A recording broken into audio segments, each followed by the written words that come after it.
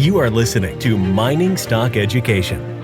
I think you can get really rich taking risks that other people won't be taking if you get, the reward side pays for the risk you're taking. I've, ran positions that are very, very large where I think I really, really know that in time this is going to go up, not down. And that's sometimes good enough, where it's like long term, anything can happen in the short term, but long term, the more sure I am of that, let's say I'm 95% sure something is probably going to go up 100% in the next 12 months. I mean, I love those stories. Welcome to Mining Stock Education. My name is Brian Lenny.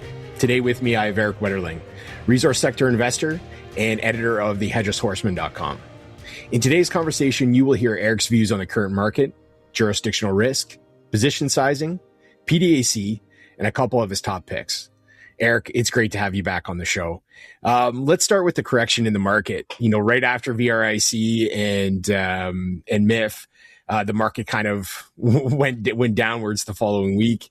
Has anything changed your mind about where we are? No, not really. I mean, I try to stick to my strategy at all times, which is, focus on value versus price and risk reward. So, I mean, as soon as I start to guess where I think, the next correction is going to come or something, I'm straying away from my strategy. And so far, I mean, that strategy has worked for me. It's like I caught every bottom and every top because I'm always fully invested. The only thing I do is value shuffling, basically, or look for the best risk reward. I mean, in a hot sector like 2016, a lot of the mature stuff, let's say producer with no growth really, I mean, they were overvalued. So you really had to go down the food chain to find something that had, positive risk reward. Whereas like in this case, when gold hit 5,600, silver hit 115 or something, I don't think the producers even were pricing in the spot silver gold price. The developers absolutely did not. So I felt no need to really, get out of the, let's say, development place, even though they had actually gone up a few 100%. And there was no point really that I felt to go down too much in the food chain, where it's like, I mean, proven projects were selling for such cheap levels that you thought that the bear or the bull market haven't really started yet. And then we got the correction in the metals, like, what was it, 2 weeks ago or something, or 3 weeks, where silver went down 35%. And case in point to how cheap these juniors are, because I don't think there's enough, weak hands in or hot money that, I mean, if silver's down 35%, if you go by the, rule of thumb, that it's supposed to be 3 times the leverage. I mean, they would be down, 99%? Obviously, they weren't. So it's just a case in point. It's like, it's great. That's why I like this sector right now, because it's like we're climbing a wall of worry. And there's going to be corrections along the line, of course. But so much stuff is so cheap that it feels like, gold is at 2,500 or 3,000 or whatever. And then I don't try to be cute. If you find some developers that, they're expected to be in production in 2-3 years. I mean, if gold price is anywhere around these levels, they might be multi-baggers. And that's a pretty obvious, I mean, it's not like you have to, find the hidden gem. It's like we're talking, especially the quality projects with quality management team that can actually get to production. I mean, it's right there in the presentation, expected timeline. Now, the thing is, nobody actually has the patience to just sit on their hands for 2 to 3 years, but that's the opportunity. And I love it. It's like I've never been more bored in this sector than now, I would say, because some of the opportunities are so obvious, and most of it stems from being able to be bored and do nothing for X amount of years. Right. When you see the gold and silver prices move like they did from basically November to January, especially in silver's case, it's a rapid rise. And so would you expect the market to give, full appreciation or valuation given the strength of that move? That's a good question. I mean, I'm used to buying misery, right? I mean, I have said quite a few times, I assume the market is going to be crap for 80% of the time, and 20% of the time you're going to make it all back. So I'm used to buying misery prices going down, everybody's kind of, in pain basically. And then we got this metal action, and it's like, I don't call myself a contrarian. I mean, buying cheap, what is really contrarian about that? It just happens to look contrarian when you actually buy cheap, because it's usually near, some kind of bottom in the sector. So it's like, looking at that, it didn't feel great. Going to, let's say, some conferences, and you see the amount of people showing up on Twitter. I mean, I get some feed from, let's say, the Swedish part of the Twitter sphere or X sphere, and you see people who are known generalists that they're talking about minors and juniors. It's like, okay, we're really, we're getting there. So I would just say, it's like, I don't try. I would never have guessed that gold and silver would be trading where they are right now 2 years ago, 1 year ago. And that's why I try to, pick cheap stuff where it's all macro in a sense is like free upside. If you buy something cheap and they could grow or whatever, it's like if prices stay flat in terms of metals, great, you're probably going to make money on average. If prices do well, okay, then you're probably going to do really good. And if we have a bear market in the metals, maybe you'll, just be minus 30% or 50% or even or whatever in time for the next bull cycle. So it's like, yes, as somewhat of a contrarian or, used to buying misery, it's felt very weird. But at the same time, it's like, I cannot sell simply because I'm not a contrarian looking at the gold and silver prices. So again, I'm just sticking to my stock picking. I don't care really what the sentiment is. I look for the risk reward. And when I look at the actual companies, since I'm a junior mining investor, not a precious metal investor really. If the valuations are saying there's a lot of margin of safety there, I have to be long regardless of how hot the metals are. Right.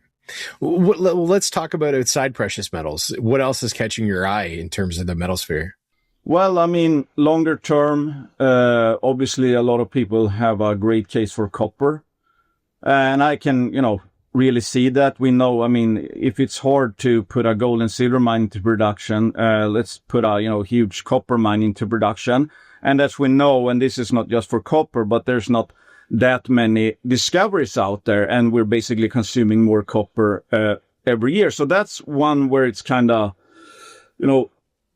somewhat obvious in a sense. That's like, just as long as we have civilization going forward, the consumption is probably going to go up. And then, of course, we have AI, the data centers and all that. And to be frank, I kind of suspect that part of the AI thing is a bubble. So I can't at the same time just say, well, it's like copper is going to do great. Because I don't know how much of the incoming demand right now might not be here in 1 year or 2 years, for example. And I'm not that keen on how the world economy looks either. So it's like, I've been battling internally for, a few years where it's like, what comes first? The monetary reset, a.k.a. crash of the financial system, or that the fact that if the economy was just a steady state rate, copper is going to do really, really well. But we know what happens if we actually do end up in a financial crisis. But copper is one I like. But again, it's like, it has to be the right company. I don't buy anything just based on a theme. Nickel, it's like, why not a good, the sentiment is crap. They're kind of cheap. Is nickel going away anytime soon? No. And we know Indonesia or kind of the monopoly in a sense there, but they're not going to be around forever. So I guess it comes down to also, timelines and stuff. But again, going back to my, what I try to stick to, if I find something cheap that's not pricing in a bull market in copper or nickel or gold or silver, then macro is a bonus. And I mean, it's hard to not win if you kind of set yourself up not to be able to lose. Right. When it comes to like those, like, are you taking the same mentality in the base metals or energy, where you're looking at the higher end or the higher quality companies first, like how you can play that rise in the copper price, immediately? Or are you looking at developers and explorers to try to, make some money? A bit of both, I would say. And I just find it harder to I know more about gold and silver deposits than I do about copper deposits. I mean, it seems like every junior out there has a porphyry target. You can find that in basically every other presentation, regardless of what they're looking for. And we know that it's like notoriously hard to find them, especially prove up porphyry deposits. And we know that there are many, many porphyry deposits out there where somebody has hit, have some intersection of mineralization, for example. So I know, well, I think I have an idea of all the stuff I don't know.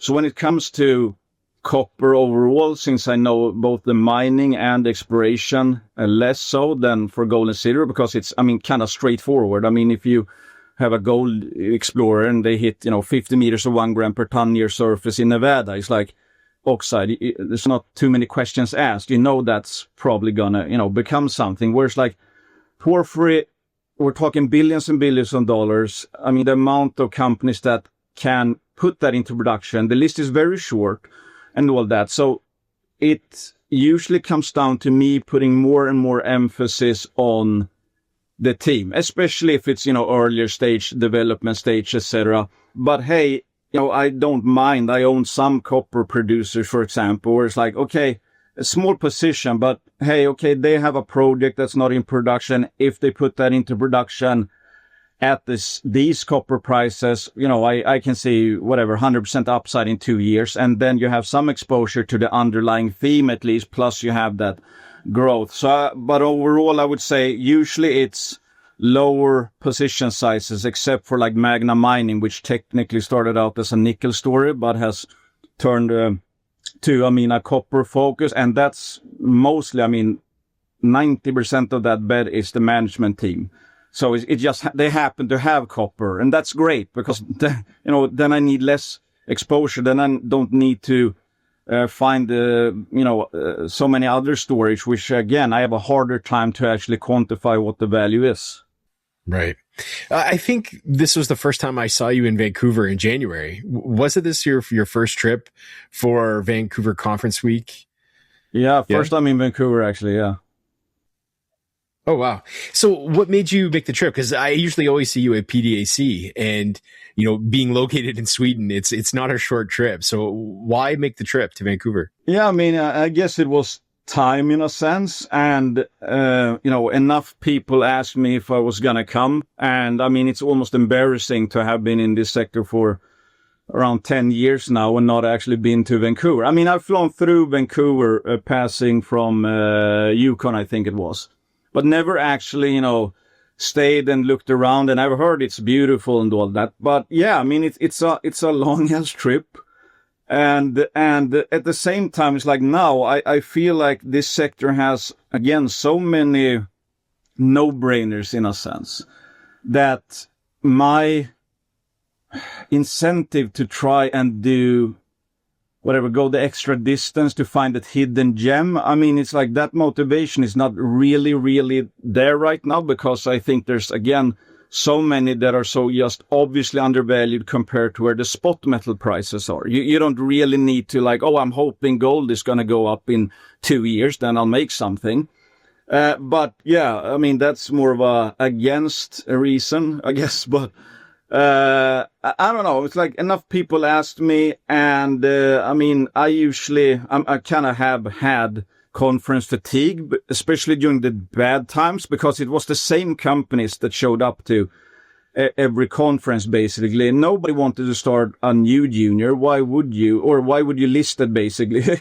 you just get cut in half. So it's like there wasn't that much reason to put new stories out there. So you started to kind of know most of the stories. And then it felt just weird where it's like, okay, should I go and have a 15-minute talk in person versus, an hour Zoom call or something where I probably can get even more out of it. So, but now it's also more fun from a social standpoint, etc., to go to these conferences, because everybody's not just miserable, and everybody's not only asking you for money and saying, hey, sorry, we don't have any news releases, but give us money and we'll have them. So there's more stuff happening now as well. And again, it's just more fun actually to, socialize when people are not, looking like they're going to jump out of a window.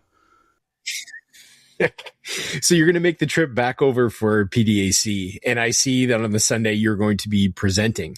Could you give us a teaser or a taste of what you're going to be presenting to the audience? Yeah, sure. I mean, I think the title is something, investing in a volatile or rational investing in a volatile market. And I mean, usually when I do my rants on YouTube, I start off with, I'm going to keep it short, and then it ends up being 2 hours. So it's going to be really hard to get it down to 20 minutes. So I really had to pick what I was going to focus on. It's like, I'm going to, cover my background a bit. I mean, I have kind of an unconventional background, I guess, and also try to really hone in on the psychological aspect, because like, usually you see a lot of people, especially when I started out, I noticed that, I heard people say, well, he's not a geologist. So it's like, I mean, his opinion is worthless, or he's not a mining engineer. And it's like, he used to play poker. And in my opinion, I think that's, the best background I have. It's like,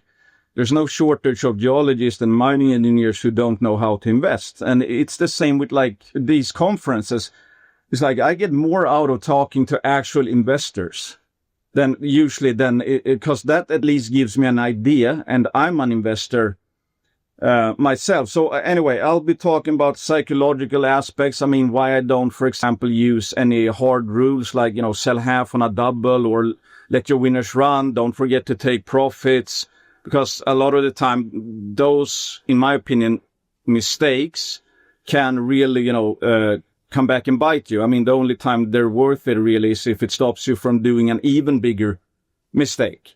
And also just bring up a few of the chronic, let's say, opportunities I see in the market, which stems from human psychology. I mean, the inability to be bored, the inability to focus on one narrative or one thing for a case at any point in time. And those, I mean, the best thing about those are that, I mean, they're not even specific to the mining sector. You could use human psychology in your favor anytime there's, human psychology in play, which is for sure investing. So I'm going to try to maybe get people to view some stuff in a different way. And also, lastly, I would say I'm going to point out the fact that, in my opinion, to make it in this space, you really, really need to be comfortable looking stupid a lot of the time, even when you're doing something that's working.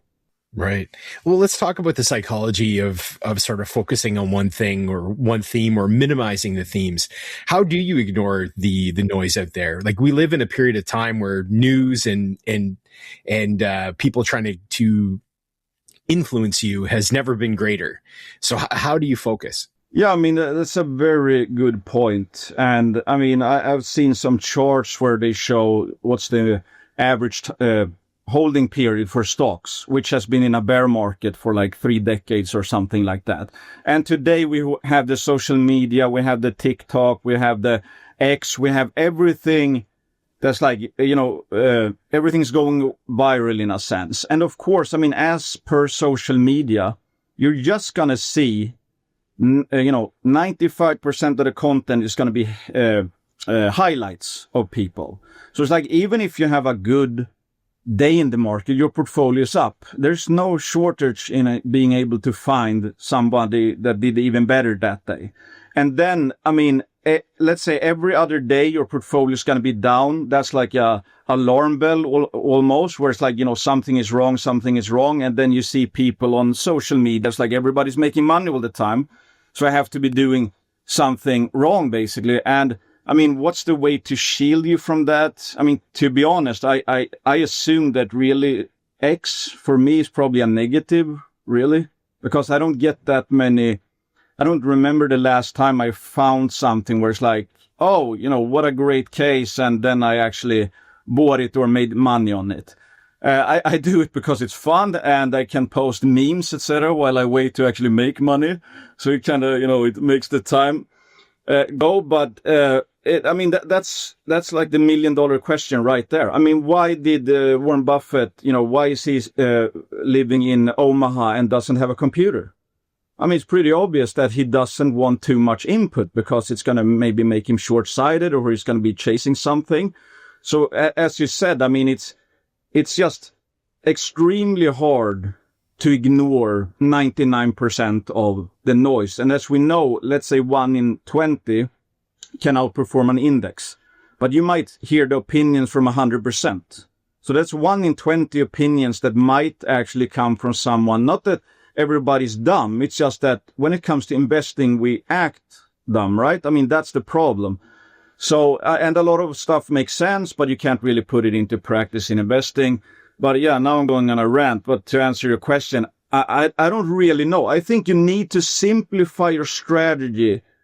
Where it's like, I mean, if I find let's say you have a 2-year case where you have an idea what the news releases are going to be for 2 years, and you know what the price is today, and you're kind of sure that, hey, after the next 20 news releases or whatever it is, that's going to, come out over the next 2 years, I'm pretty damn sure that it's going to be obvious to the market that the value is higher than today's price.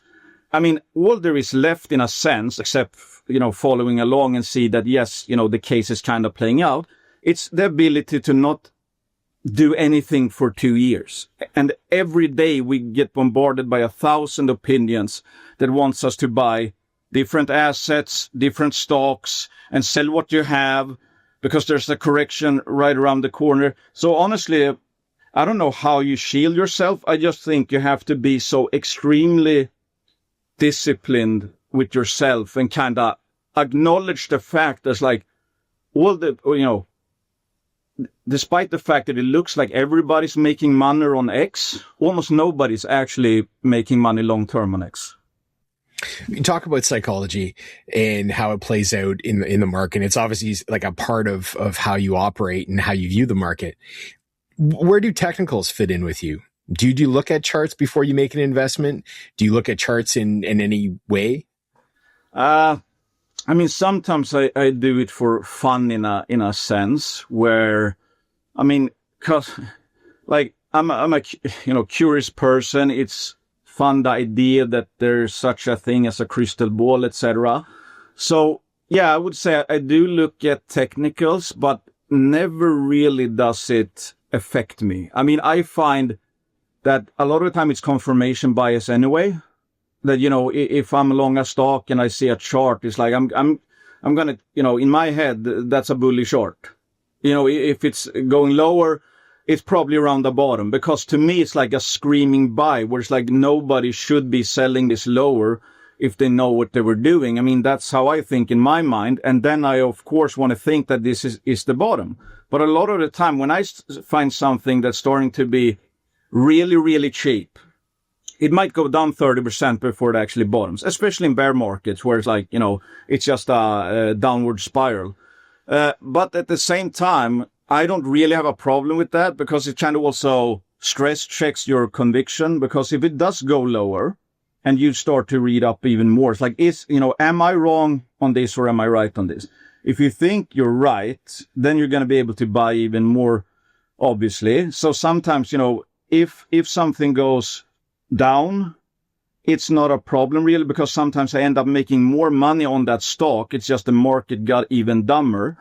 And at the same time, it's like if I sat and saw something that I thought was really cheap, I was like, technically it looks, really bad, which typically does when something is cheap. Well, let's say I hold off on buying that. And let's say it was a no-brainer. And let's say the bottom was indeed in. And I missed out on, let's say, a probable 200% returner over 2 years because I was like, no, I think the technicals, like, well, I would call myself overly greedy in that case. And especially if we just extend that. And again, let's assume it actually does go down. Well, you're going to make money if the case is in fact intact. You're going to make 200% in the end on your original purchase. And if it's down 30%, you might make, 350% on the additional purchase. You can even take a bigger position. I mean, you had a 2% position beforehand and then it goes down. So you jack it up to 6%. So again, all of a sudden you're going to make even more. So I don't try to be too cute with technicals. And I mean, I've seen times it works and sometimes it doesn't work. But for me, the important thing usually is like position size. And in that case, I don't know really where technical analysis fits in, because like a head and shoulders is a head and shoulders regardless of the case, right? I mean, it's kind of a fixed quantity. Everybody can look at that. But cases like fundamentally price versus value and risk reward, I mean, they're like some I would say are orders of magnitude different. And you don't find that in charting.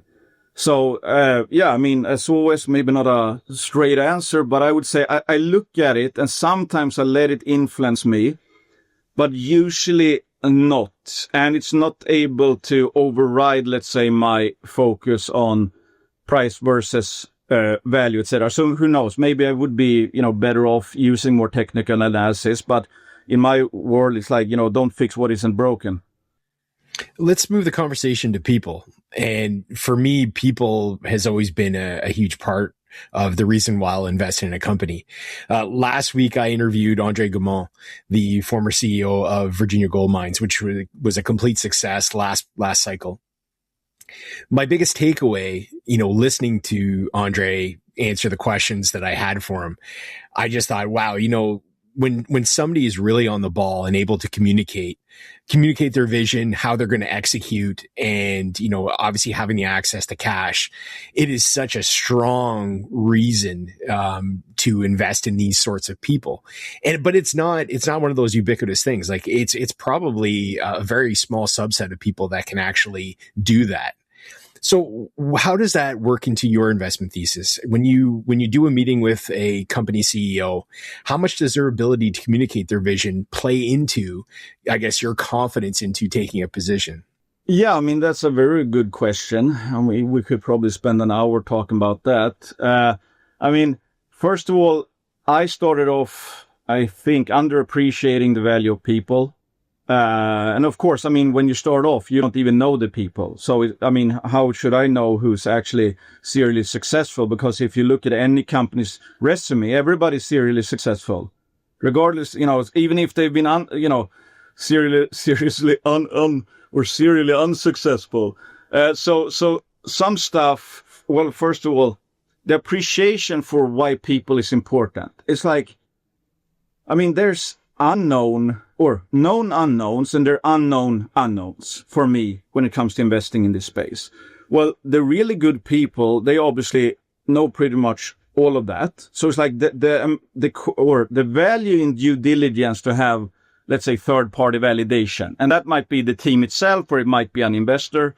It's like, it's so goddamn important that it's almost boring, that you can literally just, let's follow good people and you're probably going to outperform everyone else. It's like the Lundins. I mean, if you just had a Lundin portfolio, you probably crush like 98% of people who's trying to find the hidden gems. Because it, as you said, access to capital. They can do more with less, in a sense.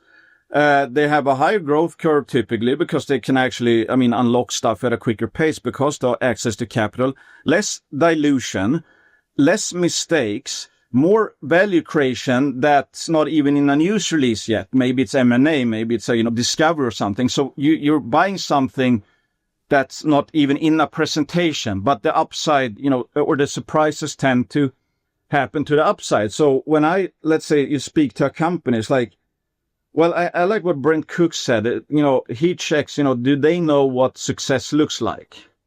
And of course, he's talking mostly about, let's say, geology. Do they know what they need to find at this target for this to be considered a success? But the good thing then, of course, is that if you look at the resume and you do some digging, and they indeed know what success looks like. I mean, that solves a lot of problems, because I don't want to be, again, I try to make it as easy for myself as possible. If I need to do a total background check and, figure out, do they know what the geology looks like? Do they know exactly what how they build a mine? I don't even know that. I don't even know how to build a mine.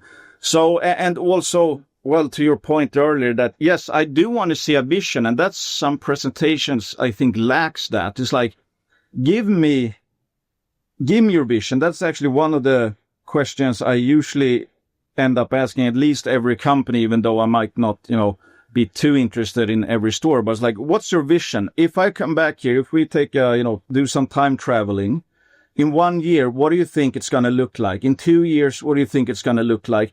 In 3 years, etc. Do you have a long-term vision? I mean, it's like when I talk to you, or when you listen to Magna Mining, for example, it's like, hey, they're talking about 10-year plans. I mean, it's like they have the, let's say, competence to do that stuff, but to me, that's music to my ears. It's like they're never going to be satisfied. Or Montage Gold, for example, talking about, hey, we want to do Endeavor Mining 2.0. Well, they have, soon, hopefully, one mine into production. Then I can just figure what, Endeavor 2.0 means. That probably means more than one mine, etc. So that takes care of a lot of stuff, but they also have, obviously, the credentials to back it up. But if they don't have a vision, it's like, yeah, kind of forget about it, because then you can't even, I don't know what I'm working with. Like Eric Sprott says, see the future early. But if they can't even see where they hope to be, what am I, how am I going to be front running a future I can't even see? How about the question, or which way do you lean further with project versus people?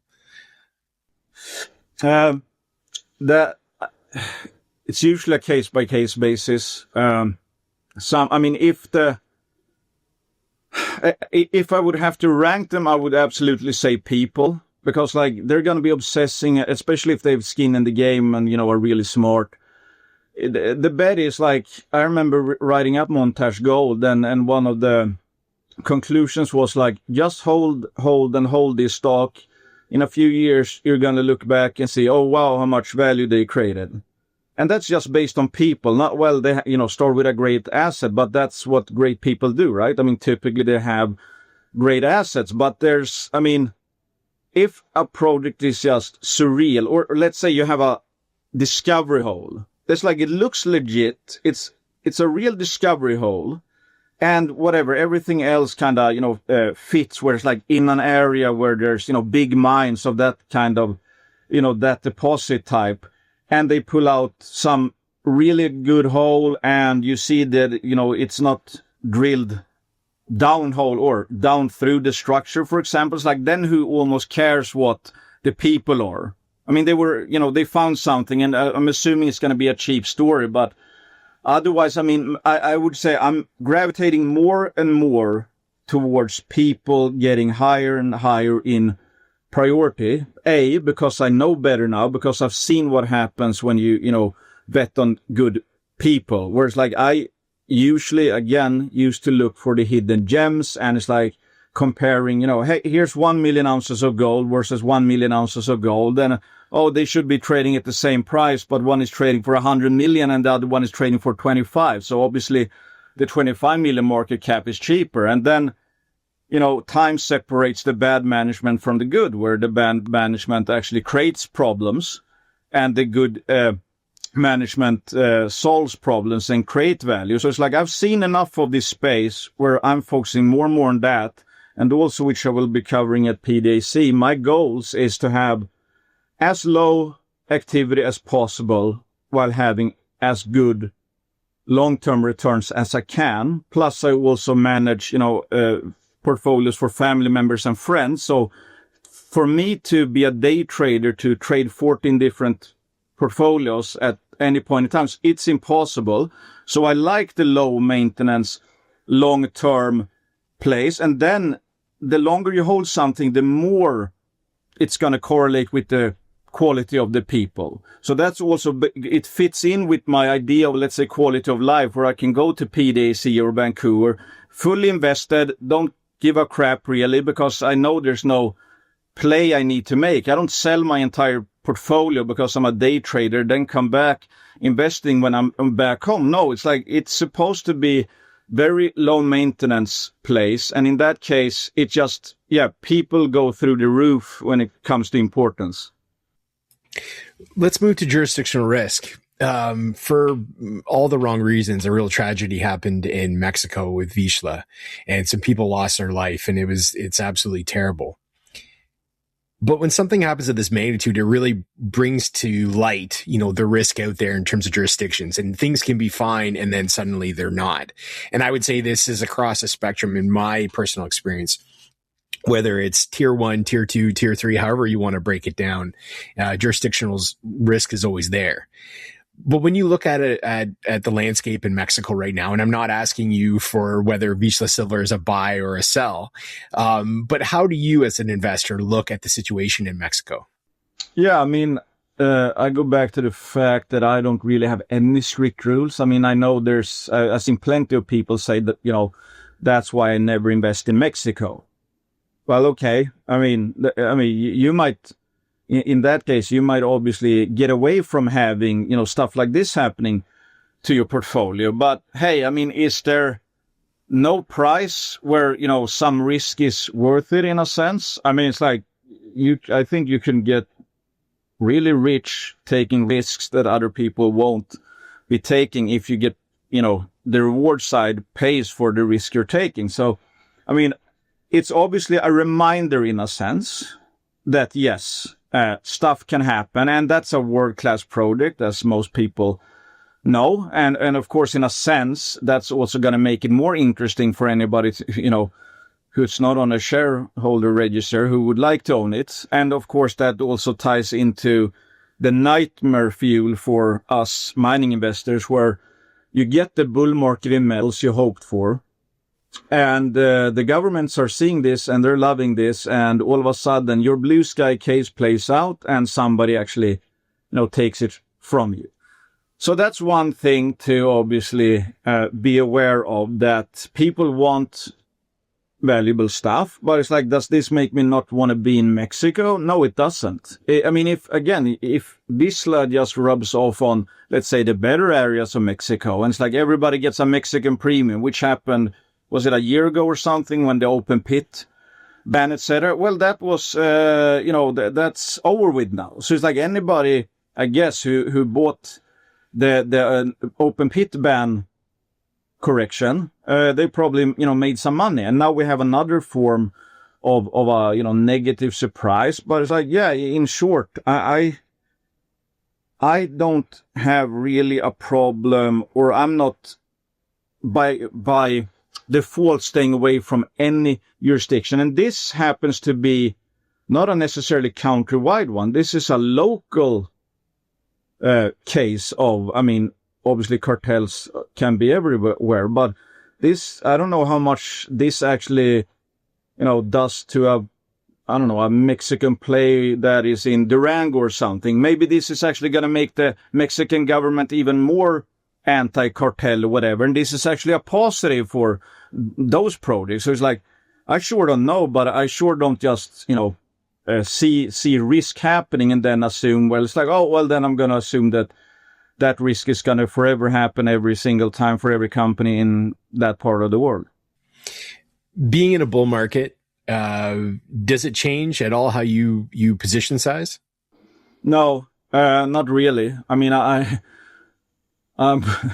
it's getting a bit, I mean, given the metal ramp, it's a bit uncomfortable, because like I was saying on the way down during the bear market, every additional month, this sector has not bottomed yet, and it goes to a lower price. What is the only thing you know by default? Well, we're 1 month closer to a bull market, and we're at a lower price. And okay, that's basically all we know, that we're closer to whenever the bull market is going to start. In hindsight, we're 1 month closer from a lower starting point, and that means that future expected compounding goes exponential, not linearly, because it means higher future rewards from a lower price.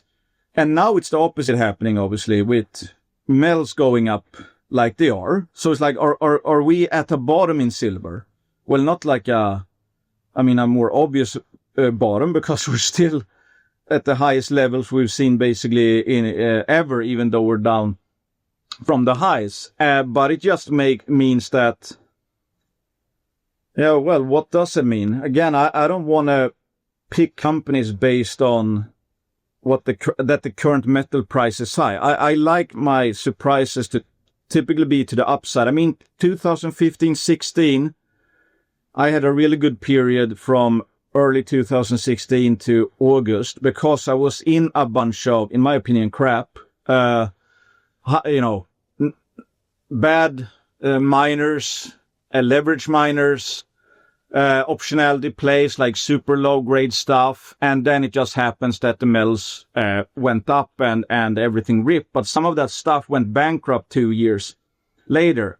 So nowadays, I don't try to think too much about if we're in a bull or a bear market. I mean, the way I look at it is I try to pick companies assuming we're in a bear market. It's like if I assume that the metal prices are going to go down next 2 years. Okay, how do I find, what companies could actually go up during that time? How they're cheap enough, maybe they have some probable growth, maybe they have some nice optionality where it's like they have a nice target that you're not paying for, which could make it, a game changer, let's say. And then I just, fingers crossed in a sense that, metal prices actually do go up. So I invest like it's a perpetual bear market, but I have the conviction, let's say, assuming it's a perpetual bull market because, well, let's face it, if gold prices go up over time. So if somebody says, so we're going to hit $10,000 gold, of course we're going to do that unless, we have the dollar, let's say, gets canceled before that. So it is a long-term bull market. But again, I want that stuff to be free upside. So you brought up conviction, and conviction often has a lot to do with the percentage any one company can reflect in your portfolio. Do you have an upward bound of how much a percentage of one investment could be in your portfolio?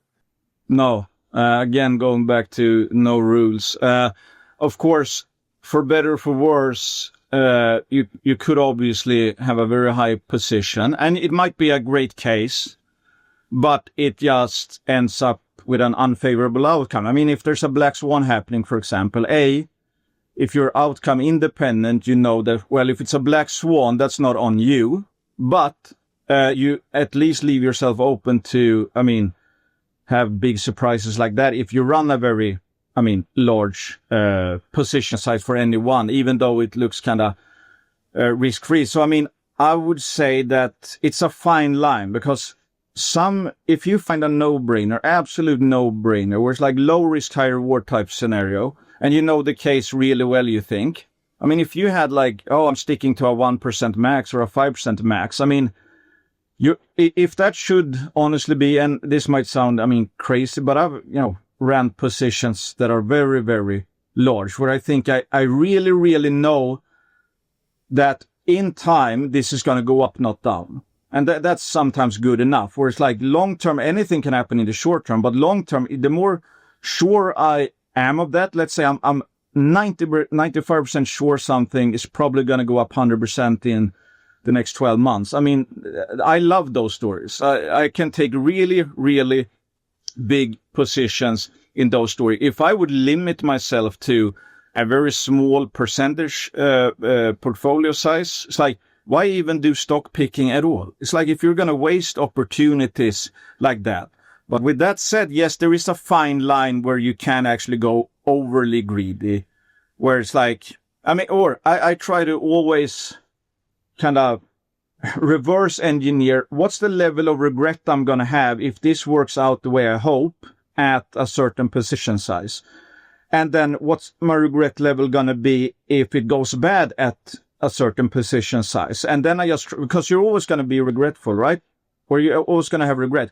If it goes up, you are infinitely underexposed. If it goes down, you are infinitely overexposed. But what balance is like, I'm not going to give myself shit for in the future, knowing what I know now, if that, does well or bad, where it's like, of course I should have bet larger than that, or play around with the idea where it actually doesn't end up going well, and you're like, I remind myself that something can always happen. I guess, did I even respond to that one. I would just say that at times, if I find something good enough, I can take a very obscene position size, but that's really comes down to the opportunity, and that usually really correlates with how risky it is, not what the upside potential is. Looking at your portfolio now, where would you say you lean to? More quantitative conviction or qualitative conviction? Can you explain the difference? So quantitative would be like pure value based. It's all based in the numbers. Like it's a differential. You might have confidence in management stuff, but you look at the value proposition, you're like, oh, I need to be 10% in this because this has to go up. Whereas the qualitative may, and again, this might be subjective too, where I might say to me anyways, people is a qualitative aspect. The traits of those people, what you think about them and what might make them successful. And, for some guys, it's resume based and maybe that's a quantitative factor. But when you look at people, you hear them speak, for me anyways, I get a kind of an idea and think, oh, you know what? I like how he framed that. I believe in him or her and their ability to move forward. So what I'm just trying to understand from you specifically is if you looked at your portfolio right now and you said you went through however many positions you have, which do you think you would have more of, like quantitative positions or qualitative positions? I would say the qualitative is dictating stuff more. I mean, if I look at let's say I have a PA stage junior, for example, and or two comparable juniors in a sense, and one says, hey, this project is worth this much with this kind of IRR. I mean, looks fantastic at especially these gold prices. And then you have another one with identical numbers at face value. But then you look at the share register or the management team and, both, and you see that whatever, it's like Lundin or Dundee is in that one. And the management team is like, hey, they built mines before that ended up being successful.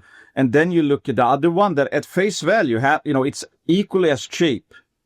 But it's like, how much can you trust that apparent cheapness if, as Brent Cook likes to say, who cares? But you don't see anybody really caring about that. And let's say they were even at same market caps. I mean, I would probably not own the other one and own the, former, even if it's up or 50% higher. But I would say right now, it's more of a mix, maybe more than usual, because a lot of stuff, but I can just think of, let's say, Amex, for example, where obviously that looks great on paper, but you have third-party validation with Eldorado Gold, and it's a high margin deposit. So it's like if you have ASIC around 1,100-1,200, if that turns out to be true, it's like, do you even care about a bull market in gold?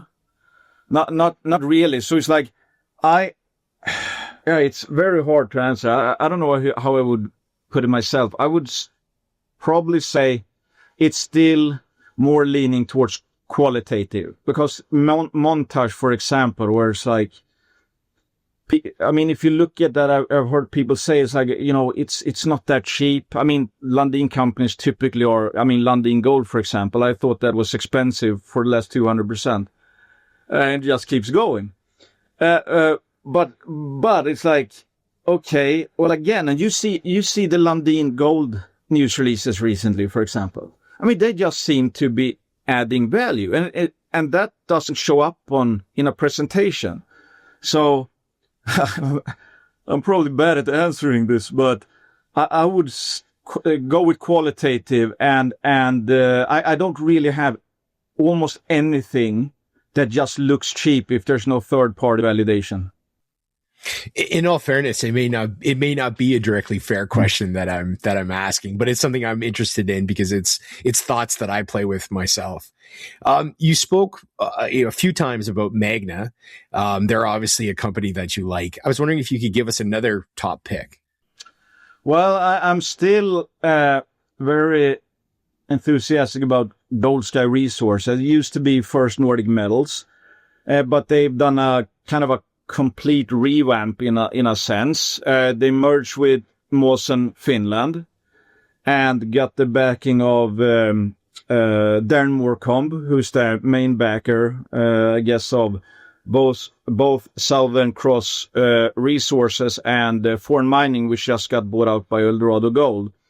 And then now recently, they finally, after years of waiting, I mean, I've been following this story for 3-4 years or something, and they finally are doing a deal with Agnico Eagle to consolidate the Barsele project, which hosts the Barsele deposit. So it's like that's one story I think I've researched more than any other story before. I find it extra fun because it's in Sweden. And my simple pitch there is like, it's at face value, it's very expensive because at face value, they're going to have 2.4 million ounces in the flagship project. And then they have 1 million ounces in Finland and then 350,000 ounces also in Finland. But there's so much hidden stuff in the Barsele project that I think you're wrong if you think that's a 2.4 million ounce deposit, let's say. And then you have Morecombe, a backer. You have Agnico taking 32.5%, world's best miner. They're not going to run out of money anytime soon. And then you have a management team where they brought in people with, serious success in the past, multi-billion dollar takeover. So it's like, because, first of all, don't buy this just because I like it. Then you don't have any conviction and you're going to end up selling low and buying high. But that's one where I think it's relatively low risk at least. And I expect to hold it for X amount of years to come because if that case plays out, I think that's going to turn out into a tier 1 deposit / camp. Erik, it's been an absolute pleasure having you on as always. We definitely need to do it again soon. How can people follow your work? Well, they can follow me on X. I think I don't remember what my actual handle is, but you can probably just Google the Hedgeless Horseman. And then I have a website, the hedgelesshorseman.com. And thank you so much, Brian, for the opportunity to speak. And I would just say, meeting people like you at conferences, etc., actual investors who have skin in the game and actually have a strategy. That's what I think I get most out of at these conferences. Excellent. Well, I look forward to seeing you in a couple of weeks at PDAC. Take care and we'll talk again soon. Safe. Bye-bye.